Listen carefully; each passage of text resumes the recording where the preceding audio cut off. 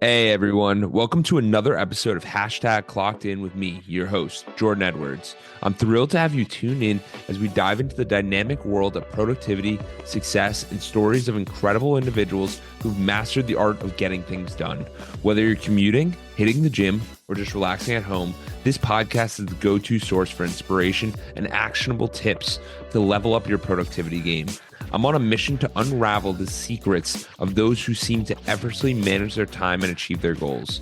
So if you're ready to clock in and unlock your full potential, you're in the right place. We've got a lineup of amazing guests, industry experts, and thought leaders who will share their insights and strategies to help us crush your to-do list and make the most out of every moment. Get ready to get inspired, motivated, and equipped with the tools you need to supercharge your productivity. This is Clockedin with Jordan Edwards. Let's dive in. Hey guys, I got a special guest here. We have Solomon Thimothy. He's an expert in lead generation and customer acquisition. He's the CEO of OneIMS and has a software called ClickX. Solomon, I want to ask you, why is lead generation and retention important for a business? Well, first of all, thank you so much, Jordan, for having me on this podcast. I feel clocked in, ready to rock and roll here.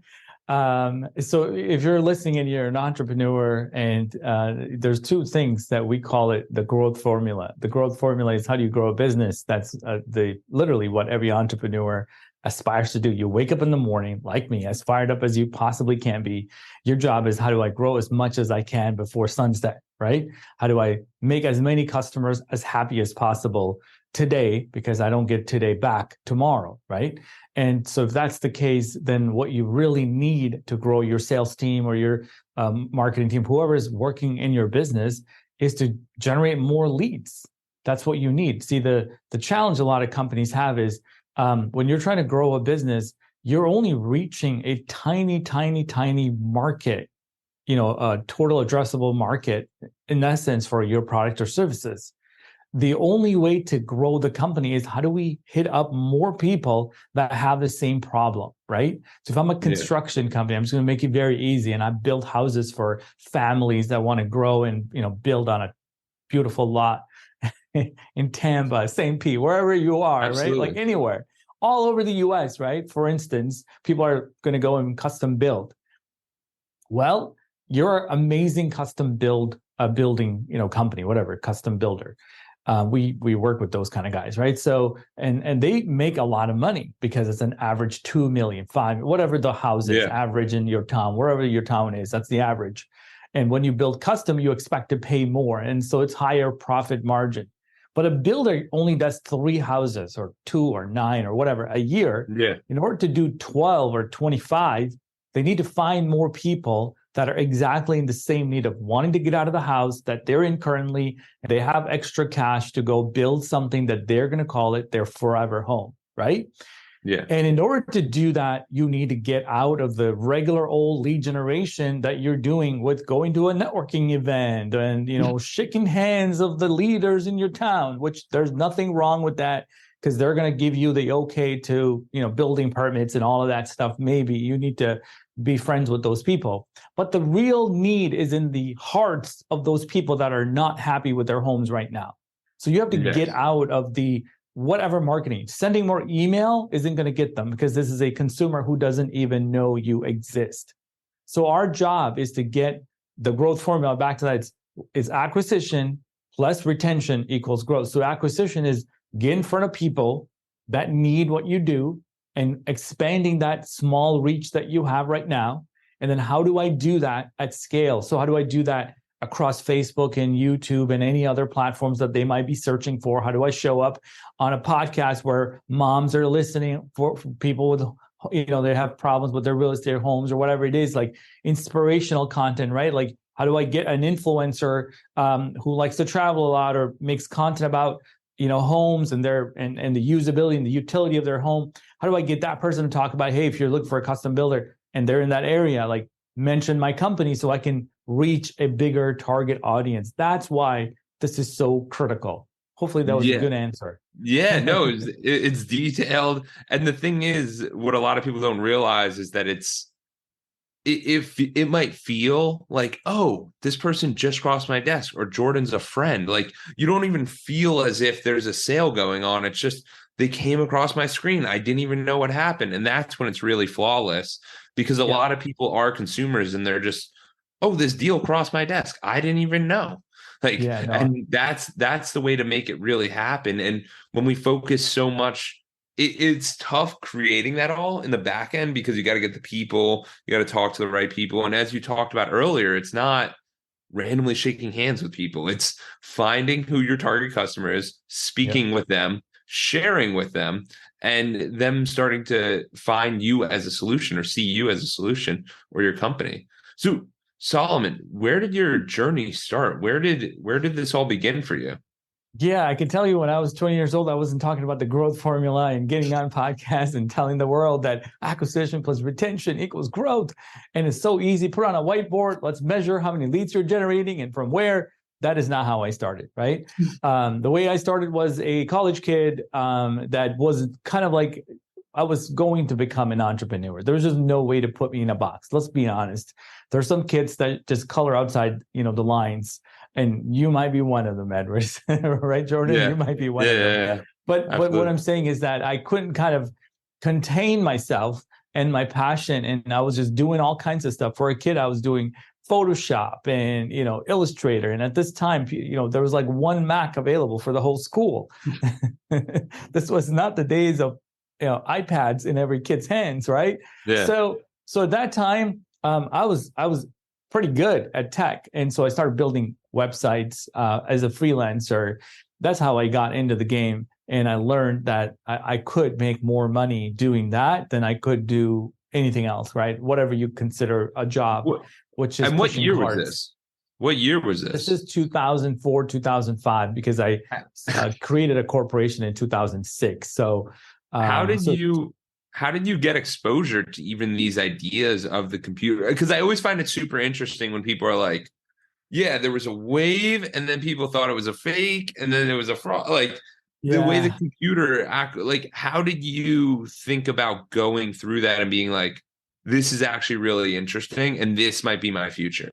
yeah, this is actually, I thought about this like 2 days ago. The way I ever put a page on the internet was that my brother was a computer science major, and he doesn't use his degree. For all of you guys that do not use your degree, my brother is one of them. And he went to an HTML class and he learned how to upload a file to FTP, file transfer protocol. If you don't know what that is, people don't even need it anymore. You can just drag and drop. But he's like, Solomon, if I make this HTML file and I drop it into it, and at this time, our school, university lets you have a web page, it's like a folder on their entire domain name, like you get your little subfolder. And he uploaded it into his subfolder. His name is Sam. And so it's like something edu/s Timothy slash, whatever the name of the page is. I was like, for real? Is that even possible that you can just throw this file in there? And like it just loads up on the World Wide Web. Oh my gosh. And this is Netscape and whatever else at the Yeah. time. So yeah, I'm a pretty old dude. Well, no, it wasn't to age you. It was just more for you to be. It's I more get for the it, but audience to understand why you're so proactive and ahead of the yeah, time. Because I find that if you can learn from that, then you can carry these skills going forward in the future. Where it's like, hey, exactly. you might need Exactly. this.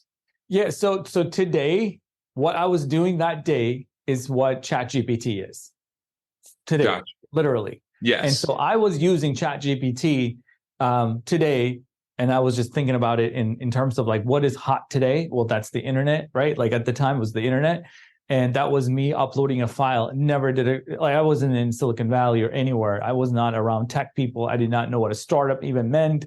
But that was good for me. And then I started to look at software that I can buy. And Microsoft makes at the time, Microsoft was one of the bigger, Windows and all that good stuff, Yes. right? So they had a front page, which was a drag and drop. It was literally looked like Microsoft Word. I'm like, I can do this. And they roll up all these files and upload it. And then it was working. Then I kind of self-taught how to build a website that is like a fully functioning website, just using a couple of tools. Like literally, I'm 20 years old. I didn't even have a bank account. I'm telling you guys right now, this is not like somebody funded this business. So anyway, I did that, and then I realized that hey man, like people actually need this thing. And I was very much into buying domain names at the time. All of them I got rid of because, it started to get expensive, right? At the end of the day. So I was just helping everybody buying their company.com and then building them a website. And then I put a corporation together and I hired my brother because, who needs a corporate job? Like he was working at a very amazing, I don't know, Fortune 50 company. I was like, dude, you don't need that. We're going to go do this. And he believed me, believe it or not. It's crazy. And he quit his job.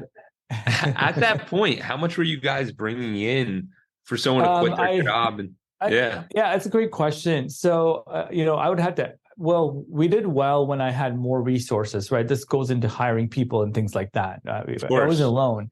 And the reason why I would use that example with my brother is it's literally proximity. So I can reach my arm and get my brother to do something. I'm like, well, hey, do you want to do this with me? And, eventually he said yes. But it was, probably more than I could handle by myself, maybe like 10 grand a month or something like that. Cause at that point, I'm just 4 websites. I actually was doing like $1,500 a website until we started to charge like, look, I don't even know what website should be. It should be 30,000, right? So long story short, it was a couple websites and it was beyond me. I just couldn't do it.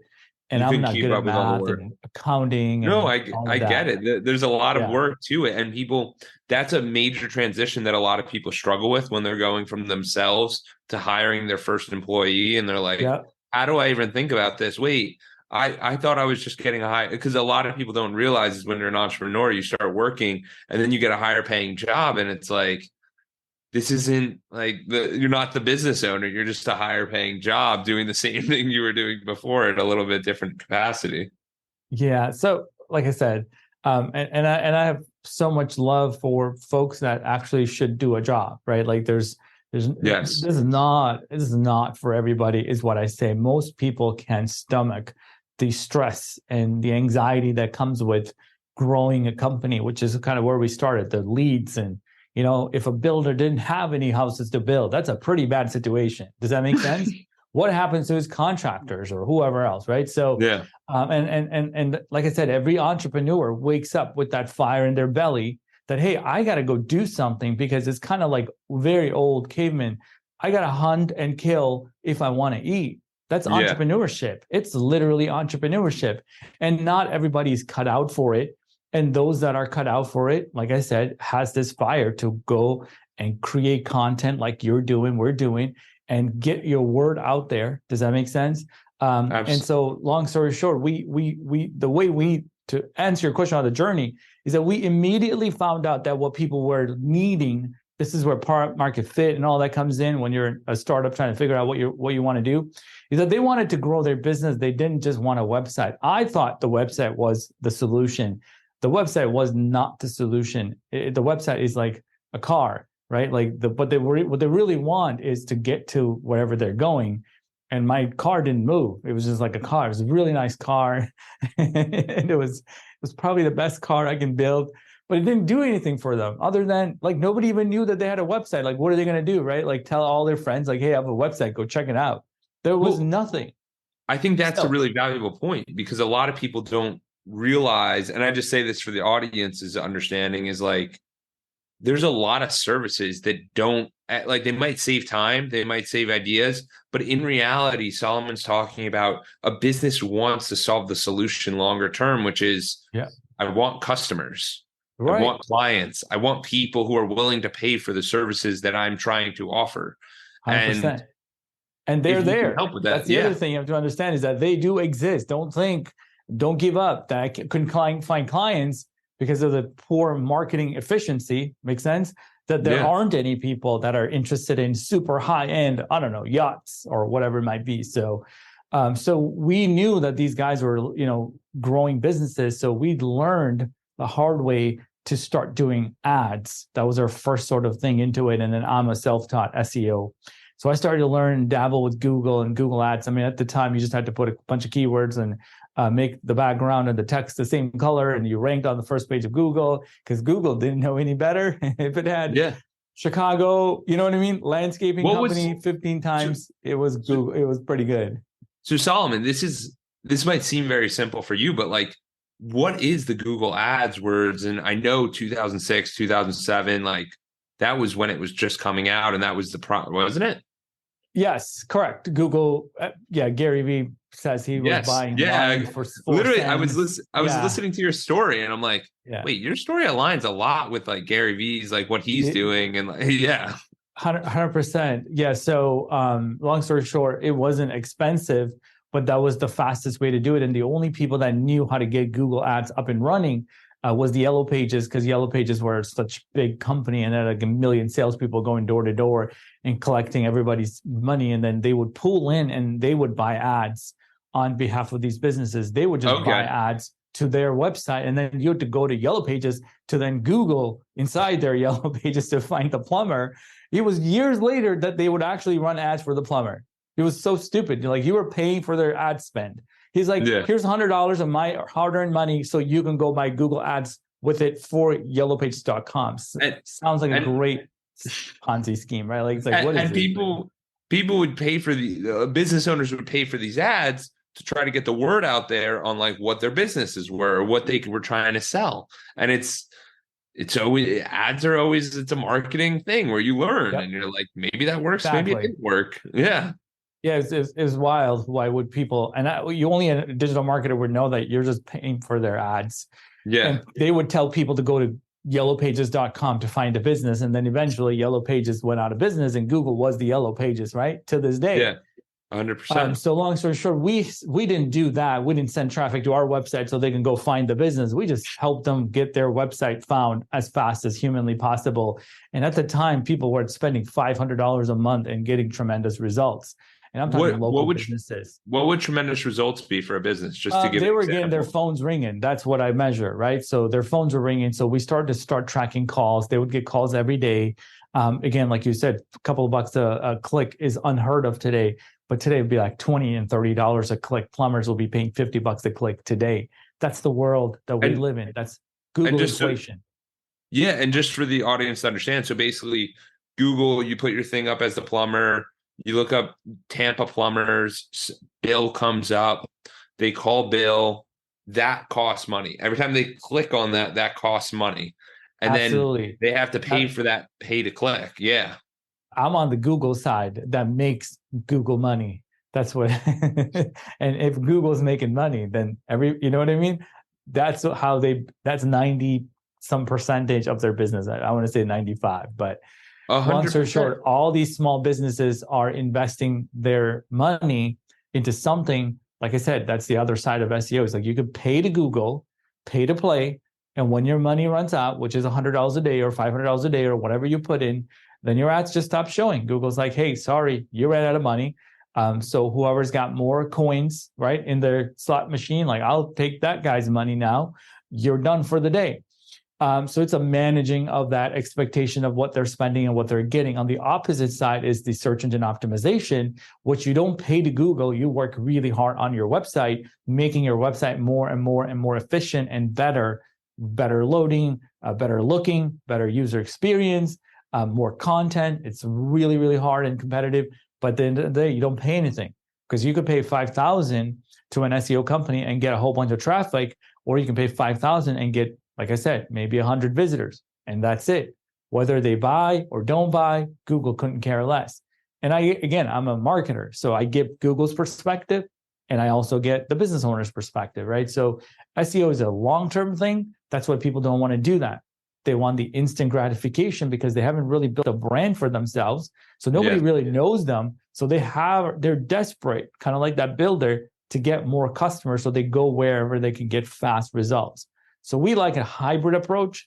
If you really want to spend money and you have $15,000 to spend, I might put $7,500 on Google and $2,500 on Facebook and $5,000 on SEO. So I'm actually helping you out long-term, rather than such a short-term, only do Google and take all 15,000 and have a crappy website. And you literally are living paycheck to paycheck digitally. Well, I mean, what ends up happening, so like the audience might be sitting there wondering, like, why would a plumber pay for this $100? Because they can have the $100 of ad spend, they can get 2 clients, they can go out, they can do 2 plumbing jobs, make $800 off that 100.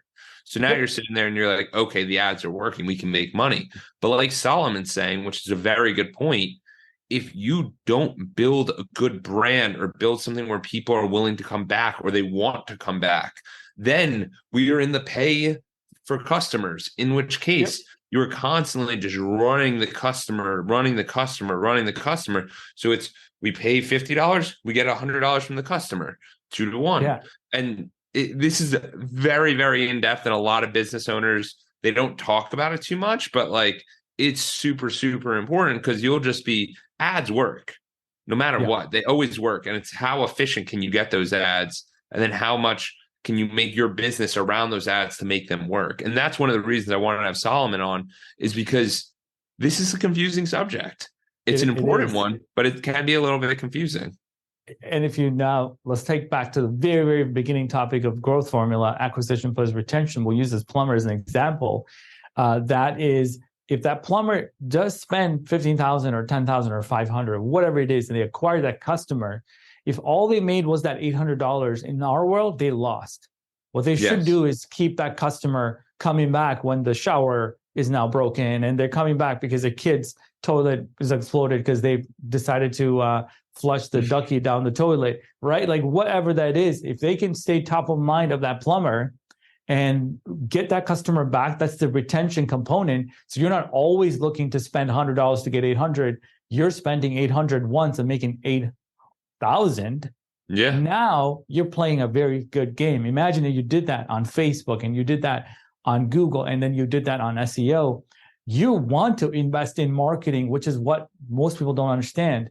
They're kind of like, hey, marketing is an expense. Let's cut it, because again, they don't know any better, and it's okay. It's like lots of marketing has gone wrong, right? Like I get it. Lots of people don't know how to get it right, and it's also not easy to get it right. It took me years and years to help one kind of client, right? But they were patient because it takes a lot of trial and error to figure out what's the right message or what's the right offer and what's the right keyword and so on. But if you can really figure out that acquisition engine and you can also figure out the retention engine, then you really have again, going back to a super high growth business in a hyper competitive market with high inflation and low, everything, right? Like we got problems with employee and labor shortages and all kinds of challenges. Yet you figured out a business that you can put $1 in and get $2 back. That's amazing. Yes. And I've actually, this year I started getting into Facebook ads, and it's been mind-boggling. It's crazy because you sit there and you're like, okay, I have people who are interested. I love that. Right. Let's talk to them. Let's find these interested people. And like, and it's just the paid ads approach, which is just a different approach. And it definitely can be super beneficial. Yep. And for those of you that basically this is inbound versus outbound, right? So a lot of people do door knocking and door to door and all that, kind of like those yellow pages salespeople I talked about. There's value in that, but you had to knock on 99 doors to get one person to say yes to even a meeting. Like that's it. They're not even saying, I'm going to work with you. And it's a very inefficient, basically it's very inefficient. For time spending, opposite, yes. Exactly. The opposite is Jordan runs ads, then the only people that reach out to him are interested persons. So you're only talking to the people, that one person, and the next week is the other one person, or the next day, or whatever it is. So it's a very efficient model. And so we like that, and our customers like that. You always want to talk to people that are interested and can afford and they're qualified, rather than talking to people and kind of pushing them something that they may not even know that they need or they genuinely want. Does that make sense? It's really a painful process to grow your company by knocking on the door. Does it work? Absolutely, it works. We do outbound prospecting, but it's very strategic and super hyper targeted. I just don't try to reach out to every business and say, do you need marketing? Because they don't even know what that is, right? Most people don't know, and they don't know what it can do for them. But go ahead. Absolutely. And for you, so how do you target the exact, like, what do you think the capability of the ads are? Just for an understanding of anyone, like, can it say like, hey, I'm looking for a 60-year-old who makes this much money and does that? Like, how do you think about that? Yeah. You can do quite a lot if you don't fall into certain categories like mortgage and finance and any kind of products where those are protected and so on. So like housing, for instance, you can't go do certain things like that. But for the most part, if you're a B2B company, a B2C company, you're trying to target homeowners, you can do quite a lot of targeting, including age, if that makes sense. Now, again, it's their job to not give you all these, because Facebook does not want you to just target the people and save as much money as possible on the ads. Then they're going to lose out, right? Like they want to keep it vague. They would actually, they're all working towards not letting you do anything, and they say the AI will figure it out. In other words, give us your budget and let us go do our magic and not tell you anything, because if we did, then all of a sudden you'll just turn off everything else and keep the thing that works. I mean, because digital marketers, unlike the platforms, we're here to serve our clients, so we're going to help them save money, and they don't want us to do that. To being honest, if they have $100,000 to spend before the end of the year, Facebook wants that and more. Facebook doesn't want us to make it only 50 and still give them the same results. It's interesting. Right? I enjoy how you are able to distinguish all the different perspectives instead 100%. Of it just being the one place where it's like, oh, as a business owner, you want to do this. So essentially what Solomon's saying is like, if you have a more efficient marketing firm, or if you get a more efficient marketing skill, then your ads will do better than if you're just a novice. Like, it's like with anything, you get better with time, and it's that investment and that learning process that takes time. So it's super important. So tell us, Solomon, what's going on with ClickX, and how did that even get started? That's a great question. So I'm going to go be a carpenter for a minute. Like, all I did was build this agency, right? I built this company that helps, and obviously my brother and all the amazing people that we got working here. So long story short, that's all I know. I know how to acquire clients. I know how to retain them. I know how to build. We built a system. We built a software called ClickX that enabled us to grow and scale the company, which is really impossible to grow and scale a service-based company. And long story short, a lot of companies had to reach, marketing companies were reaching out to me to have them do some of the work. We were doing what we call white label fulfillment because we were pretty good operation. And it's really hard to do this. I'm being completely frank with you. It's kind of like that builder, like try building 12 houses all at the same time. Like, it's really challenging, right? So that led me to understand that there's a whole lot of marketing agencies out there that are equally struggling, if I may, to grow and scale, because they don't have leads, they don't have sales, sales system, sales process, sales people, sales everything, just like we shared, and they don't have really good fulfillment capability to grow. So we built a completely end-to-end fulfillment systems. Agencies can come and hire these contractors. We literally have all the leads that they can possibly reach out to for their own sales, and we do sales training every single week. We have a sales trainer. So all we're doing is taking what we've done, taking that formula, if I may, and that framework, and then letting new agency owners, people want to start an agency, people want to scale what they have, use our framework. We call it the Scale Program, to grow their company. Why? Because we are very passionate about that small business owner, and I can't serve every small business owner, and you know this, right? I can only serve who I can with my 40 hours or 48 hours or 400 hours, right? That's it. I'm one human. But we are able to serve these agencies who then can go and serve those small business owners, small and medium-sized business owners. That's, I think, we coined the one-to-one to many. Does that make sense? Yes. We can empower them, and they can go and empower hundreds of businesses, and they win. The small business wins, so they can take care of their family, their friends, and their employees and everything else. The agency that we're serving works, and then we are just literally taking all our years of knowledge. So that experience, I think, is the most expensive way of learning. So these guys don't have to learn the hard way.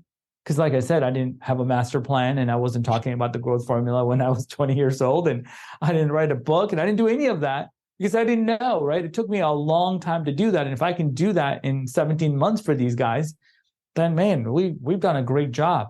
And I'm a very impact-driven person. And so we look at the value of that versus what we could, make in a client transaction. And I think that goes a long way. That's why we're here. It's super important to realize that it can apply to the audience. Like this concept, what Solomon just described, where he views he's a marketing agency and he's helping other people who they deem competition. This is super important. that he's Yeah. rising them up because he believes in collaboration, and then they can go help their own customer base. And that's the way you want to view things, not that one's right or one's wrong, but it's that Yeah. there's not a competition. There's enough business for everyone. It's a collaboration. And the reason I say this is because I think Solomon did a great job articulating, understanding what his purpose is.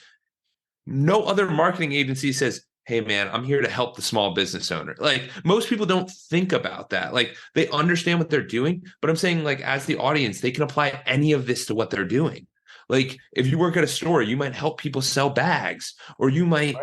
you could be the trash person. You can help people take out their trash, alleviate their stress. And when you view your job or your business as a real service to people, making humanity better, like, that's incredible. And Yeah. that's This what I is think the major lesson is there.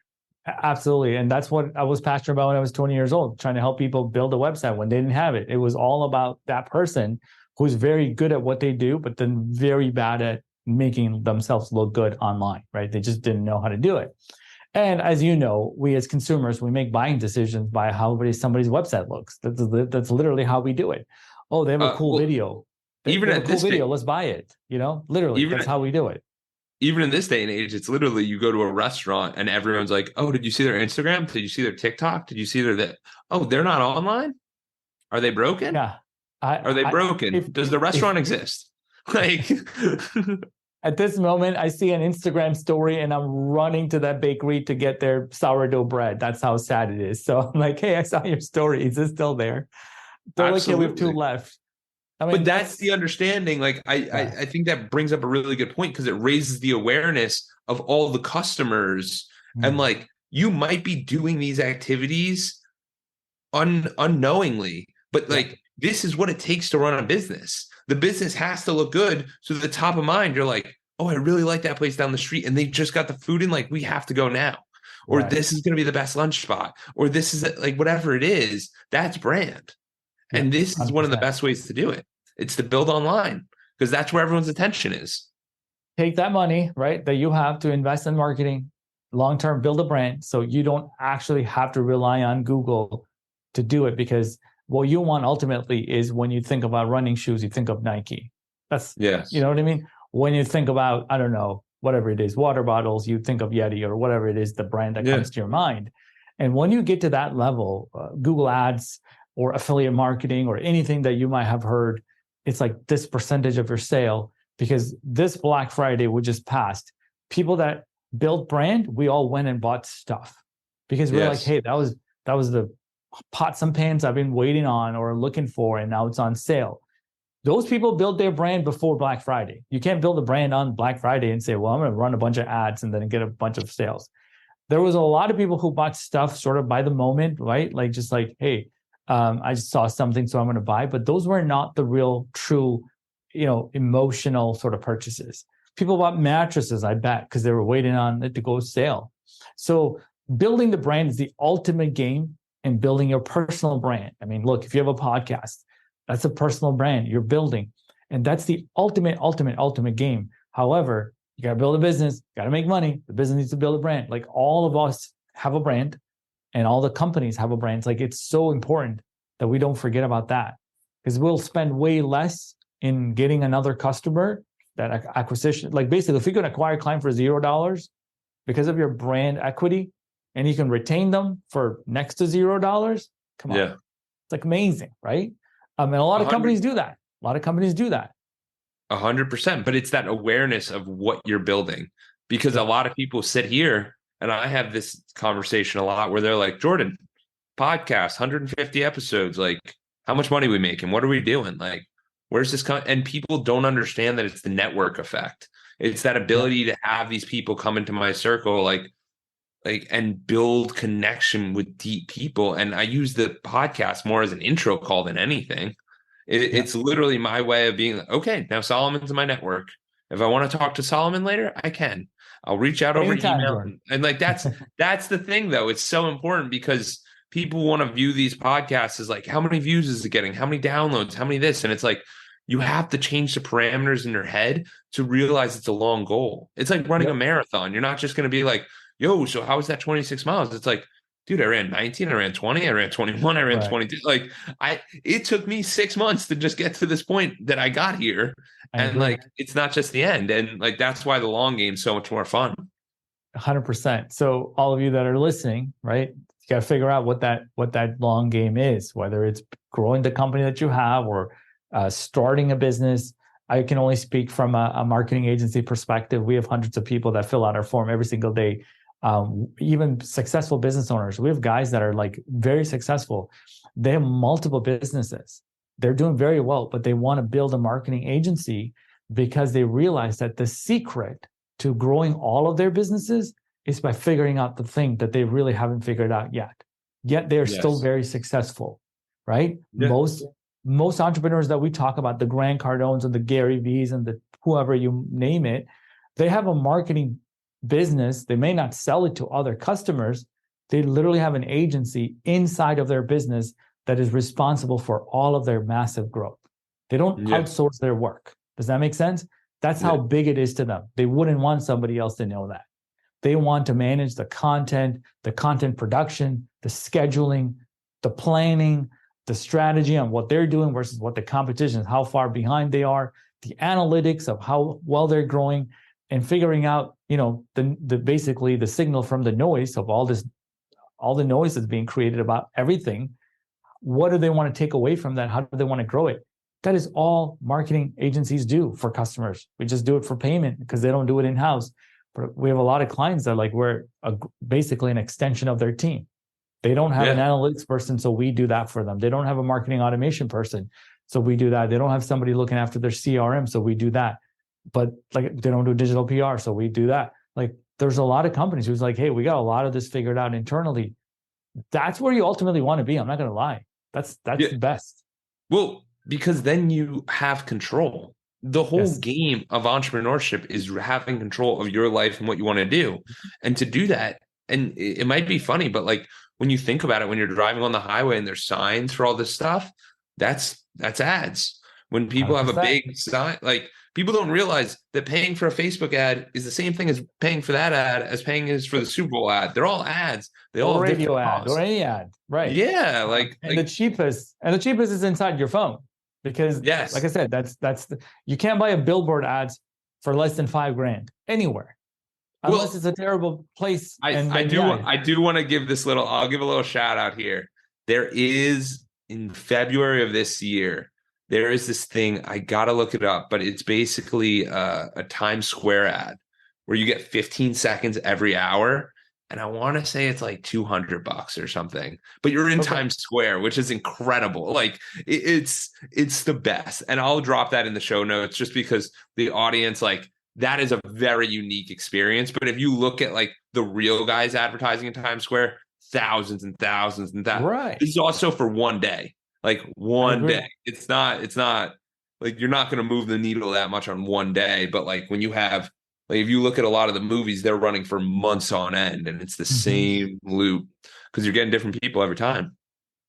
Right. What I was saying is that a billboard's like $5,000, but you can start ads on Facebook for $5 a day, $10 a day, right? Yes. And So go I ahead. do want to add my input there is because originally, like beginning of this year, I was like, yo, Facebook ads make no sense. They're just money. Like you're just throwing away money because I didn't know the parameters of what it is. And Solomon's so right where it's, hey, you can go as little as $5 a day.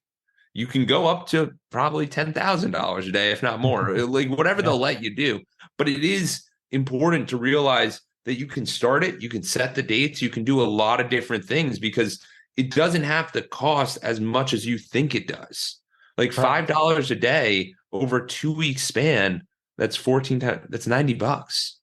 Like, Correct. what are we talking about?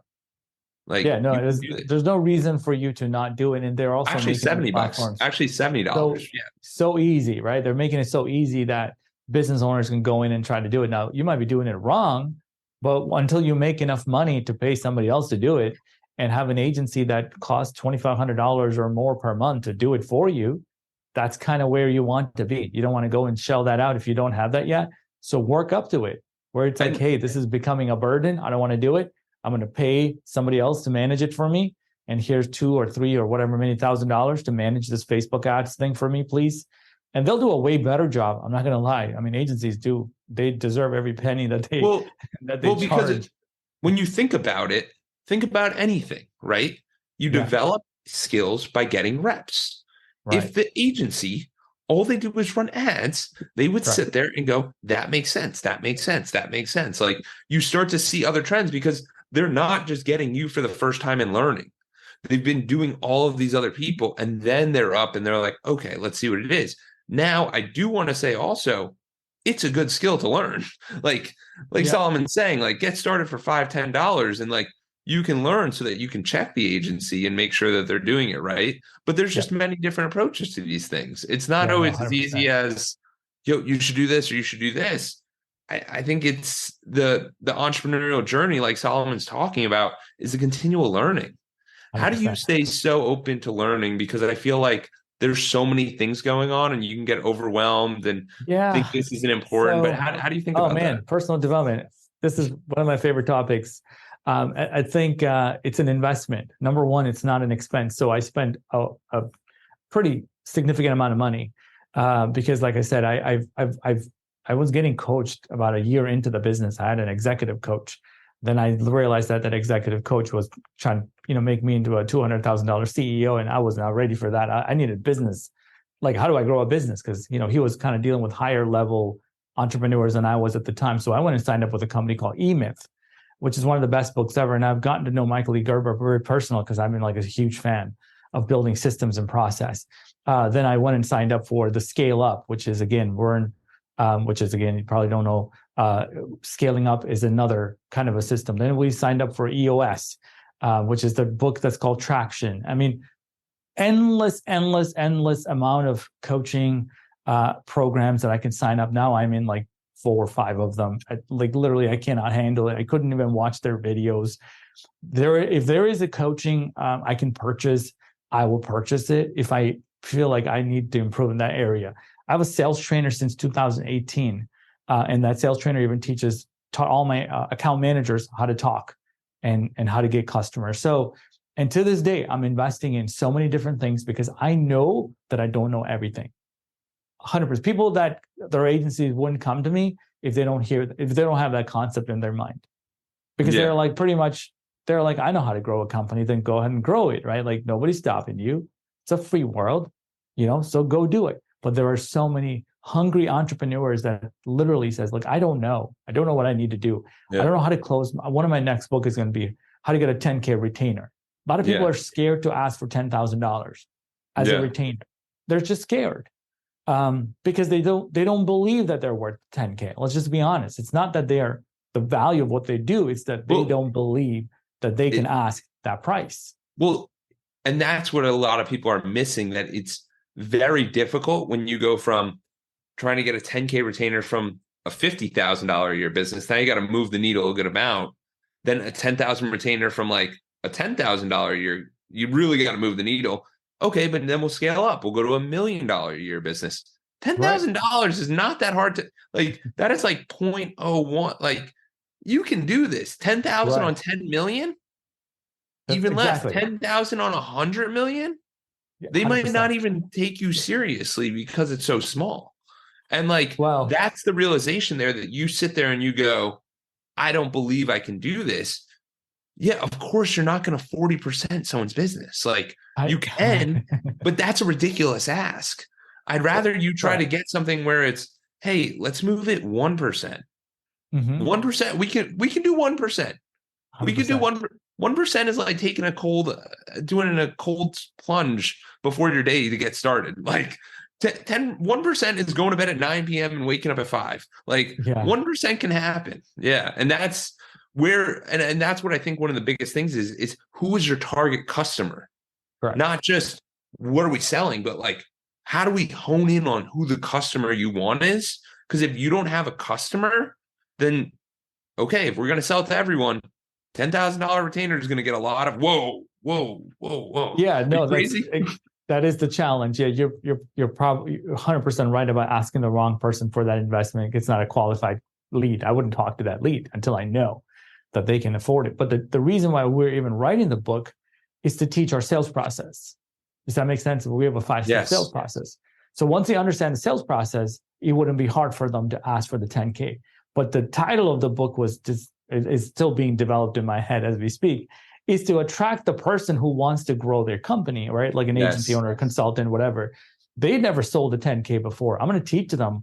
But if I tell them I'm going to teach you my sales process, they're like, I don't want to learn sales process because I don't know. Because they want the solution. I love that. Yeah, they don't know why Yes. they need to learn Sell the sales process. It's the But dream. I'm going to tell them that you need to learn the sales process to close bigger deals. So if you're not closing 10K retainers, and once you know how to do this, you'll probably never want to close a 2K retainer because it makes no sense. You can work the same amount of energy to get a $10,000 a month client as it is to get a $2,000 a client. Why would you ever spend your time trying to get a $2,000 client?